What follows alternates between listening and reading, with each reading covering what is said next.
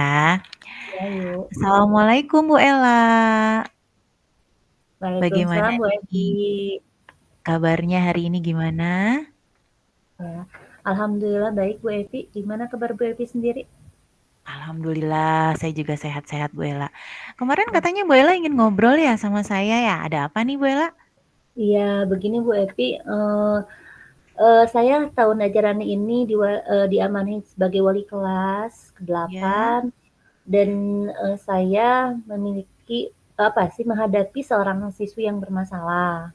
Masalahnya Mm-mm. sebetulnya lebih mengarah kepada perilaku siswi ini yang kurang baik. Yang Oh pertama, gitu. dia itu sering bolos sekolah gitu. Malahan ada yang melihat dia berangkat ke sekolah, tetapi pas dicek di sekolahnya tidak ada. Kemudian yang Hmm. kedua, seringkali di status WA-nya itu mengupdate dia bareng sama pacarnya seperti itu. Dan saya takutnya itu mengarah kepada pergaulan yang kurang baik lah antara seorang siswi dengan lawan jenisnya. Kemudian saya pernah berkomunikasi juga dengan orang tuanya dan menginformasikan bahwa kondisi anaknya seperti ini di semester 1, tetapi Mm-mm. respon dari ibunya sendiri yang saya hubungi itu ibunya kurang baik gitu. Malahan lebih Oh. menyerahkan bahwa sok we urus ke sekolah gitu, silahkan sekolah yang mengurus gitu. Karena ketika saya ajak komunikasi anaknya, malahan dia Mm-mm. suka bertengkar dengan saya. Nah itu, Hmm. apa ya, permasalahan saya, terutama, salah satunya itu adalah dengan siswi tersebut, Bu Evi. Oh gitu. Jadi Bu Ella tuh punya permasalahan tentang seorang siswi yang sering bolos sekolah dan kerap kali mengunggah foto kebersamaannya bersama pacarnya di media sosial ya, WA ya. Ya, Kemudian ada laporan juga bahwa siswi ini berangkat sekolah namun nggak nyampe ke sekolah gitu ya Bu Ella? iya betul betul, Bu Evi, seperti itu. Hmm, oke, dari percakapan kita hari ini nih, kira-kira apa sih yang Ibu Ella harapkan dari perbincangan kita ini? Saya, ingin mendapatkan solusi, Bu Evi, karena saya Iya. takutnya iya, mengarah ke sesuatu yang kurang baik pada siswi ini. Betul betul betul. Terus, menurut Bu Ella, indikator, siswi yang baik itu seperti apa? Mmm. Kalau menurut saya indikator siswa atau siswi yang baik itu yang pertama adalah mentaati tata tertib, kemudian Mhm. disiplin, yang Iya. paling penting itu adalah masuk ke kelas, tidak Mhm. bolos, kemudian menjaga pergaulannya terutama di usia dia sedang puber tuh kan biasanya beger ya anak kayak gitu. Eee, kalau saya memang wajar sih kalau misalnya perempuan suka ke laki-laki, tetapi kadang kita takutnya ketidakwajaran itu muncul ketika mereka mengekspresikan gitu rasa Mhm kesukaan mhm. dia terhadap laki-laki. Jangan sampai memang melewati batas. Mhm. Kemudian berikutnya juga bahwa anak tersebut harus berbuat baik dan taat kepada orang tua, karena kalau Mhm. kita melihat kasus anak ini ternyata dia ada sifat membangkang pada orang tuanya, sehingga saya ingin melihat bahwa anak ini bisa berbuat baik dan taat kepada orang tuanya. Mmm, itu tadi indikator baik menurut Ibu ya. Nah, kira-kira apa sih yang bisa Ibu Ella lakukan supaya si siswi ini bisa memiliki perilaku yang ideal, yang seperti yang indikatornya tadi sudah Ibu Ella paparkan? Ya. Yang pertama, sebetulnya bukan hanya yang saya temukan kasusnya di beliau, tapi takutnya ke siswa yang lain juga di kelas. Yang Mhm. pertama yang saya ingin lakukan adalah membuat kesepakatan kelas. Sebetulnya sudah Mhm. dibahas dengan kelas saya, tetapi memang perlu ada revisi-revisi yang memang sesuatu yang belum dimasukkan ke situ. Jadi yang pertama adalah kesepakatan kelas, di mana kesepakatan kelas itu merupakan ide atau gagasan yang memang dikeluarkan oleh siswa-siswa sendiri gitu, sehingga dengan apa yang mereka keluarkan diharapkan mereka bisa menyepakatinya juga gitu. Karena memang hasil dari pemikiran mereka. Yang kedua adalah eh, saya ingin memanggil kembali siswa tersebut. Nah, Mhm. walaupun memang sudah ada pemanggilan kemarin, tetapi ingin memanggil kembali, terutama saya ingin menerapkan konsep segitiga restitusi. Nah, seperti yang Mhm. memang sudah kita pelajari, karena memang sebelumnya belum fokus ke segitiga restitusi, karena sekarang sudah tahu nih, pengen nih diterapkan, bisa berhasil nggak. Kemudian Mhm. yang berikutnya adalah walaupun pernah patah hati Bu, nggak diangkat telepon, nggak dijawab WA sama orang tua, saya ingin menjalin komunikasi lagi lah. Kalau misalnya betul. orang tuanya tidak bisa lewat, media sosial seperti WA atau Mhm, telepon, saya ingin mhm. memanggilnya secara resmi melalui undangan yang memang ditujukan kepada orang tua tersebut. Tujuannya yaitu untuk melihat dari bagaimana kondisi anak di rumah, kemudian dan, mereka juga orang tuanya harus tahu bagaimana kondisi anaknya di sekolah. Sehingga yang saya diharapkan terjalin komunikasi dua arah gitu dalam pembentukan karakter anak. Karena yang saya tahu kalau misalnya, eee, tidak ada komunikasi antara guru dengan orang tua di rumah, Mhm. sesuatu hal yang mustahil untuk membentuk karakter anak, akan lebih baik seperti itu. Wah, luar biasa Bu Ella. Tadi, saya sudah mencatat nih langkah-langkah yang akan diambil oleh Bu Ella ya. Kalau boleh saya ambil kesimpulan, yang Ibu utarakan tadi yang pertama akan membuat kesepakatan kelas, yang bersumber dari keyakinan kelas yang akan disepakati bersama, supaya nanti siswa-siswi tadi tuh bisa bertanggung jawab dan disiplin ya.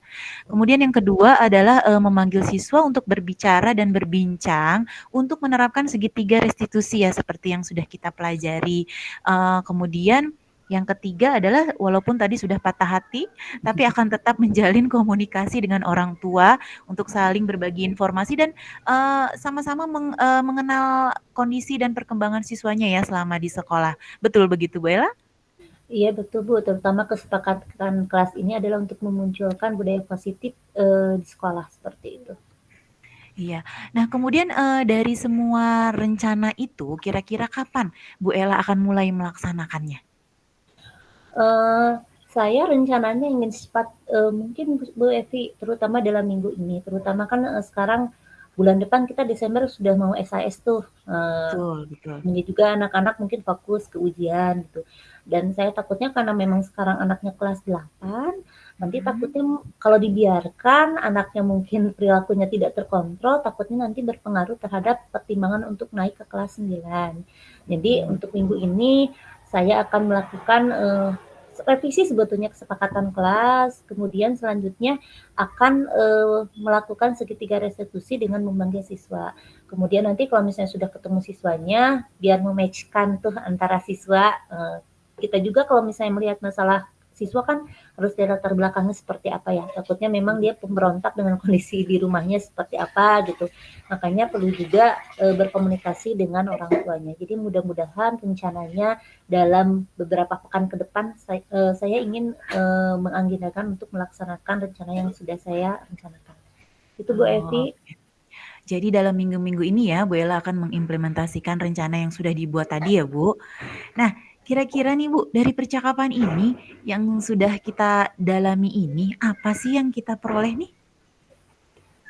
Oh, saya sebetulnya tadi, sudah mendapatkan solusi Bu dari permasalahan saya ya. Nah. Walaupun mungkin belum dilaksanakan, tapi setidaknya ada solusi, ada rencana yang memang harus dilakukan ke depannya.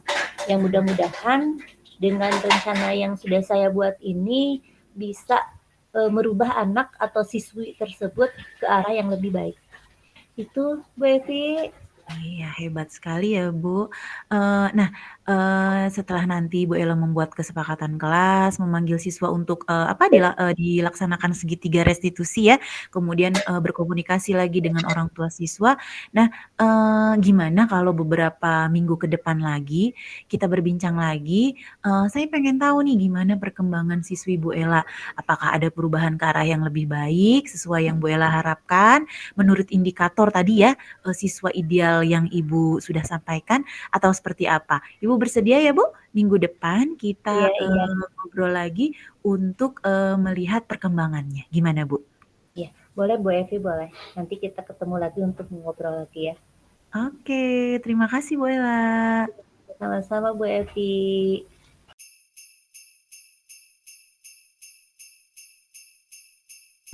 Bu Ella, boleh nggak saya minta waktunya sebentar? Ada yang mau saya bicarakan nih. Ada apa Bu Evi? Kebetulan saya sedang kosong nih dan santai. Oke. Oh iya, kira-kira di mana ya Bu kita bisa ngobrol dengan nyaman gitu, jangan di ruang guru saya, nggak enak. Mungkin di kantin aja ya, biar kita ngobrolnya lebih santai, bisa sambil Oke oke. ngemil-ngemil gitu Bener ya. bener Bu, bener. Boleh boleh. Boleh Bu, nanti kita ketemu habis istirahat di kantin ya Bu? Iya, boleh Bu Evi. Oke nih udah Bu nyampe Evi, di kantin nih iya, ceritanya. yuk, udah di kantin ya? Ya, Eee, ada apa nih Bu Evi? Sepertinya ada sesuatu yang mengganggu pikiran Bu Evi.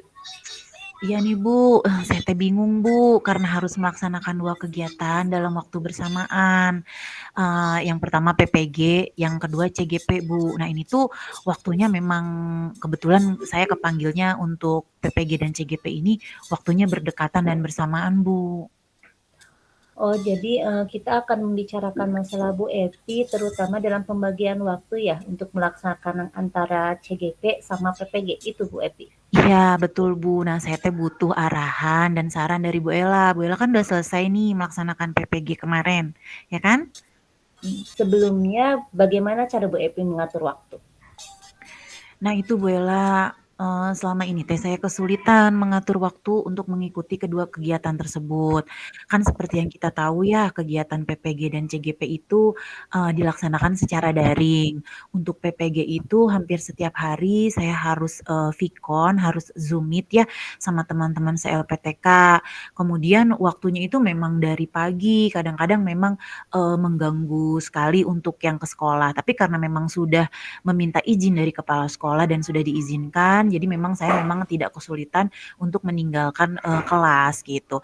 Nah, kebetulan di CGP juga karena dilakukan secara daring juga, memang ada waktu-waktu kita, belajar mandiri seperti itu ya. Tapi di waktu vkon itu biasanya, hampir seminggu bisa 2 kali, bisa 3 kali Bu ya, gimana jadwalnya. Nah itu tuh kadang-kadang teh waktunya berbarengan Bu. Nah selain itu, kan kalau misalnya vkon itu ya kita harus on cam gitu kan, udah gitu juga kan memerlukan, laptop yang, maksudnya memakai laptop gitu ya. Nah, selain, masalah di bagian vkonnya, saya juga bermasalah untuk, tekanan atau tuntutan dari tugas-tugas yang harus diselesaikan sebelum tenggat waktu. Nah, itu tuh bikin saya stres, Bu. Jadi misalnya di PPG ada, tenggat waktunya, harus jam sekian atau hari apa gitu. Terus di, CGP juga sama, di LMS-nya itu ada due date-nya yang harus, saya penuhi. Nah, itu tuh membuat saya stres, terus, kadang-kadang tuh saya tuh jadi begadang gitu, Bu, supaya tugas-tugas itu terselesaikan. Nah, di waktu-waktu saya mengerjakan tugas itu dan terus saya harus begadang, nah waktu keluarga juga jadi berkurang, Bu. Terutama kan, saya teh punya anak kecil ya, yang kecil itu masih 5 tahun. Nah, itu teh, sebenarnya sih dia bisa asik sendiri gitu ya main di rumah, cuman pas bagian minta dibikinin susu tuh, Bu, kadang-kadang teh suka sambil marah-marah gitu, sambil nangis-nangis. Nah, itu juga bikin saya tambah stres, Bu. Oh gitu ya Bu Evi. Jadi selama ini untuk melaksanakan kedua kegiatan tersebut, Bu Evi merasa kesulitan dalam membagi waktu. Kemudian Iya, kesulitan juga menyelesaikan tugas dan juga mhm, kesulitan dalam menyediakan waktu untuk keluarga, terutama untuk si kecil yang baru betul. 5 tahun yang memang sangat butuh perhatian sekali ya dari kita ya. Iya, Bu, Lalu betul, Bu. menurut Bu Evi, bagaimana kira-kira idealnya mengatur waktu yang baik agar eh, ketiga kegiatan ini nih bisa berjalan secara seimbang, kira-kira? Ya idealnya sih harusnya saya harus bisa melaksanakan semua kegiatan itu ya, Bu. Karena kan itu sudah komitmen dari awal ya, saya, mengklik fakta integritas di PPG, di CGP, berarti saya harusnya sudah tahu ya konsekuensi itu gitu dari awal. Nah kemudian tuntutan untuk, dapat meluangkan waktu dengan si kecil juga itu harusnya bisa saya laksanakan, seperti itu. Sebenarnya tadinya saya berpikir, aduh, nggak mungkin kayaknya ya untuk mundur dari salah satu kegiatan tersebut ya, baik PPG ataupun CGP gitu ya. Karena walaupun biar bagaimanapun kan, saya juga sudah harus bisa melaksanakan komitmen saya dan harus bertanggung jawab juga, waktu saya, mengambil keputusan untuk mengikuti kegiatan ini gitu. Seharusnya sih ya saya harusnya sudah bisa membenahi diri ya, Bu, untuk bisa mengatur waktu, untuk bisa disiplin dalam melaksanakan kegiatan-kegiatan itu. Kemudian untuk di bagian, waktu untuk anak-anak dan keluarga ya harusnya harusnya sih bisa mengkomunikasikan ini ya dengan keluarga, terutama suami dan anak-anak, bahwa saya memiliki konsekuensi dari keputusan yang saya ambil, yaitu melaksanakan atau mengikuti PPG dan CGP ini gitu. Mungkin salah satu caranya saya harus mempelajari dulu kali ya jadwal kegiatan PPG dan CGP dengan cermat. Kemudian menandai jadwal-jadwal kegiatan itu mana yang bersamaan waktunya untuk dicari solusinya. Misalnya kayak mungkin saya harus memerlukan 2 laptop ya, saya bisa pinjam ke adik saya atau pinjam punya suami atau mungkin pakai HP gitu ya untuk Vcon. Kemudian mungkin meminta izin untuk off cam untuk saat melaksanakan 2 Vcon ya bergantian gitu on cam-nya gitu. Kemudian untuk mengatasi tugas-tugas supaya sesuai dengan tenggat waktu mungkin saya harus mencari referensi sebelumnya ya dari internet, kan banyak tuh ya Bu dari YouTube-YouTube atau dari blog-blog, supaya sebelum saya melaksanakan itu tuh saya udah ada gambaran gitu dalam untuk melaksanakan atau menyelesaikan tugas atau LK-LK-nya di LMS, supaya tidak saya tuh nggak harus begadang gitu ya atau memaksakan diri untuk begadang gitu untuk mengerjakan itu kalau saya sudah ada referensi gitu ya atau melaksanakan ATM mungkin dari aktivitas-aktivitas atau LK-LK dari YouTube gitu ya atau dari PMM supaya bisa ada waktu untuk mencicil gitu ya Bu ya. Untuk yang supaya semua bisa berjalan mungkin saya harus bisa melakukan teknik stop gitu ya atau gimana sih cara untuk mengelola stres gitu ya supaya karena kan stres itu benar-benar menghambat aktivitas saya gitu. Mungkin saya harus mencoba menerapkan teknik stop gitu ya supaya bebannya bisa lebih lepas gitu ya. Mungkin itu dulu kali ya Bu Ella. Wah, kalau misalnya dilihat dari uraian Bu Evi, itu sudah sangat luar biasa Bu Evi, Masya Allah ya, bagus. Kemudian memang untuk posisi kita sebagai seorang perempuan memang posisinya memang banyak ya Bu Evi ya. Bener Bu. Iya, jadi memang saya juga pernah merasakan dulu kita dituntut sebagai guru juga, di rumah juga, apalagi sekarang ada tugas tambahan juga. Tetapi Betul. kalau misalnya melihat dari tadi yang sudah Bu Evi uraikan panjang lebar, kuncinya adalah disiplin dan manajemen waktu. Ya, kemudian mengenai keluarga sendiri memang harus berkomunikasi, jangan sampai memang ada diskomunikasi terutama dengan pasangan kita, kemudian dengan anak-anak, dan anak-anak pun memang harus tahu kondisi kita ya Bu Evi ya, bahwa nih Betul. tugas ibu itu seperti ini loh gitu, nggak Mhm. seperti ibu-ibu yang lain yang cuma memang ibu rumah tangga, tetapi kita punya fungsi bukan double lagi mungkin ya, banyak ya Bu Evi ya. Betul betul. Iya, kemudian sehingga nanti keluarga bisa mengerti bagaimana posisi kita, kemudian bisa mendukung kita, memberikan support atau bahkan menjadi support terbesar bagi diri kita sendiri seperti itu gitu. Itu rencananya sudah bagus Bu Evi. Kemudian kira-kira nih rencana yang kapan nih rencana yang Ibu akan sudah direncanakan yang akan dilaksanakan? Secepatnya Bu, karena kan PPG-nya berjalan, CGP-nya juga berjalan, dan menurut saya rencana yang sudah saya kemukakan tadi rencana yang baik, jadi harus dilaksanakan sesegera mungkin dan tidak bisa ditunda-tunda lagi Bu. Iya betul, Bu Epi, saya yakin bahwa Bu Epi bisa melakukannya, karena setiap sesuatu yang memang sudah kita ambil, pasti Allah menggariskannya pasti bisa kita melakukannya. Seperti walaupun mungkin dari awalnya takut ya Bu Epi ya, takut nggak beres lah gitu ya, Betul takut betul. terhenti lah ya, tetapi insya Allah bisa, apalagi tadi kalau misalnya yang sudah Ibu ungkapkan itu dengan memanage waktu dengan baik. Kemudian agar semua tugas dan tanggung jawab baik di PPG ataupun di CGP bisa diselesaikan dan keluarga pun bisa mendukung seperti itu ya. Eh, Betul betul Bu. Terima kasih Bu atas saran dan dukungannya. Doain juga ya Bu supaya saya tuh selalu sehat, supaya bisa menyelesaikan PPG dan CGP dengan baik, kemudian hubungan dengan keluarga dan anak komunikasi juga lebih baik. Terima kasih Bu. Semangat Bu Evi, kita sama-sama yuk. Terima kasih Terima atas kasih. obrolannya yang menarik ini Bu Evi. Terima kasih Bu Ella.